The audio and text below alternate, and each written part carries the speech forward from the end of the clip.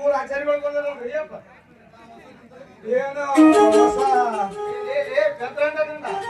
ಅನಿಷ್ಟ ಮುಂದೆ ಎಷ್ಟು ಬಗ್ಗೆ ಮೂರ್ಖ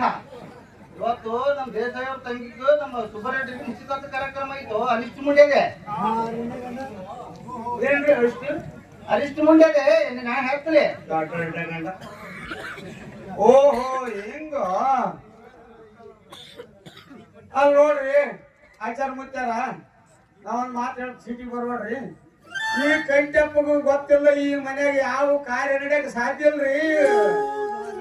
ಆಚಾರ್ಯ ದೇಸಾಯಿ ಅವ್ರೆ ನಮಗೆ ಸಮಯ ಮಿತಿ ಮೀರಿ ಹೋಗ್ತಾ ಇದೆ ನಮ್ಮ ತಂಗಿ ಗಂಗಾದೇವಿಯನ್ನು ಕರೀರಿ ದಣಿಯರ ನಮಗಿನ್ನ ಬಾಳ ಕೆಲಸ ಅವ್ರಿ ದಣಿಯರ ಮಕ್ಕಳ ಮನೆ ಪಾರವನ್ ಮೊಮ್ಮಗಳು ತೊಟ್ಟಲ್ದಾಗ ಹಾಕಿ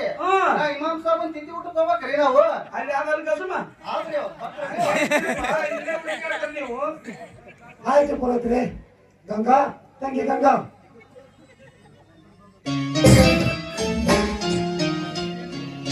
ಯಾಕಣ್ಣ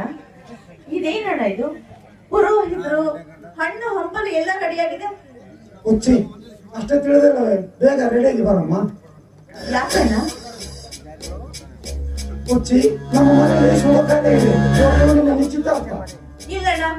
ಇಲ್ಲ ಈ ಮದ್ವೆ ನನ್ನಿಂದ ಸಾಧ್ಯ ಇಲ್ಲ ಮದ್ವೆ ಆಗೋದಿಲ್ಲ ಅಣ್ಣ ವರ ಯಾರಣ್ಣ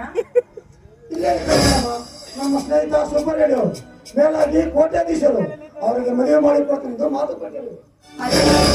ಯಾರನ್ನ ಕೇಳಿ ಮಾತು ಕೊಟ್ಟಿರ್ವೆ ಬಾಯಿ ಮುಚ್ಚು ಕತ್ತೆ ಸುಳ್ಳು ಇತ್ತು ಹತ್ತು ಹತ್ತಳಿಗೆ ದೇಶ ಎದುರು ಮಾತಾಡಲು ಧೈರ್ಯ ಬಂದಿತ್ತು ನಿನಗೆ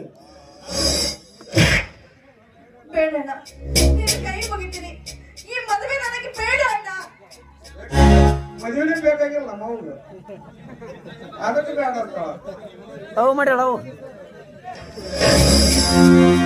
ದೇಸಾಯಿ ಅವ್ರೆ ಸುಬ್ಬರೆಡ್ಡಿ ಅವ್ರ ನಿಶ್ಚಿತಾರ್ಥ ಕಾರ್ಯಕ್ರಮ ಮಾಡ್ಬೇಕಂದ್ರ ರಾವು ಕಂದ ಬೆಕ್ಕಟ್ಟು ಬಂದಂಗ ಆಯ್ತಲ್ರಿ ದಣಿಯರ ನಿಶ್ಚಿತಾರ್ಥ ಕಾಣಲ್ಲ ನಾವೇನು ಬರ್ತೀವ್ರಿ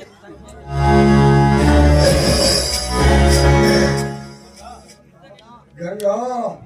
ಈ ಕೋಟ್ಯಾಧೀಶ್ವರನಿಗೆ ಅವಮಾನ ಮಾಡಿದರೆ ಇದರ ಪರಿಣಾಮ